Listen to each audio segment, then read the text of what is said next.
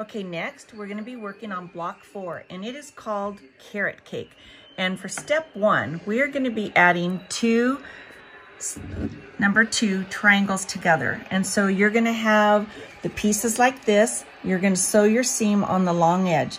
And when you iron it, you're going to iron to the dark side, and we're going to end up with this half square triangle sewn together. And you're going to make 4 of these. All right, next we're going to be working on step 2 and step 3.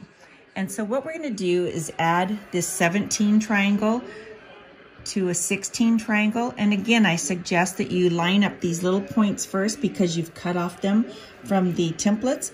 And when you sew it, you're going to iron it to the small triangle. Then you're going to add the second one. And again, line it up here. You're going to sew up this way. And when you get done, you're going to have this unit right here, and you're going to make 8 of those.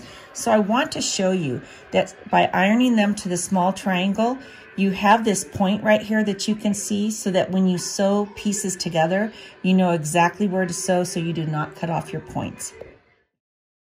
All right, now we are on step 4.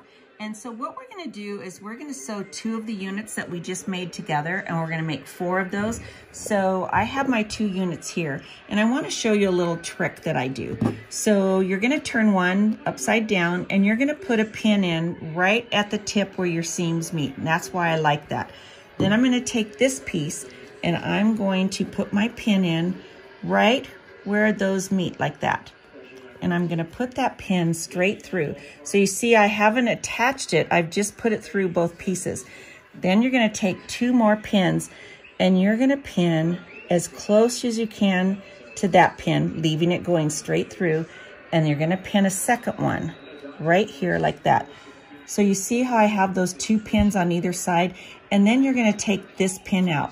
When you sew it, you can still see where that piece is, where you need to make your seam, and you're going to sew along here.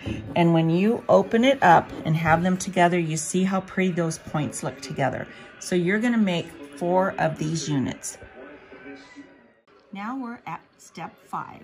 And what you're going to do is take these half square triangle units that you made in step 1, and you're going to attach them to the unit we just made. So you're going to turn this upside down here, and you're going to have to be sure that you match where your 1/4 inch seam is right here, so that when you open your triangle, it matches. But you're going to sew down, and what we're going to get is this piece up here, and you're going to sew it to both ends, and you're going to make 2 of these units.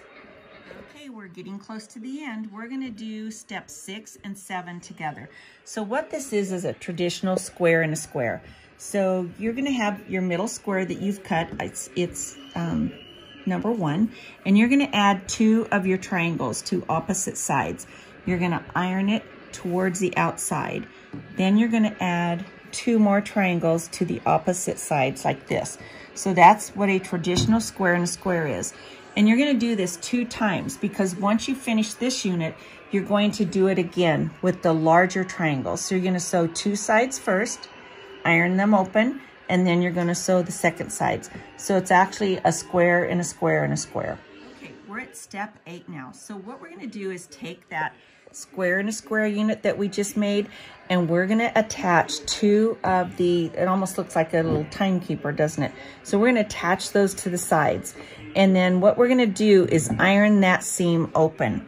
And the reason we do this is we have a lot of bulk right here from the triangle, and then also down here. So I think if you sew it open, it works a lot better.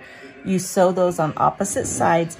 Then you're going to take this unit that you made, and you're going to sew it 1 to the bottom and 1 to the top. And then you have your beautiful carrot cake that you made. And so this is our one that we're still working on, and this is what it will look like when you are finished.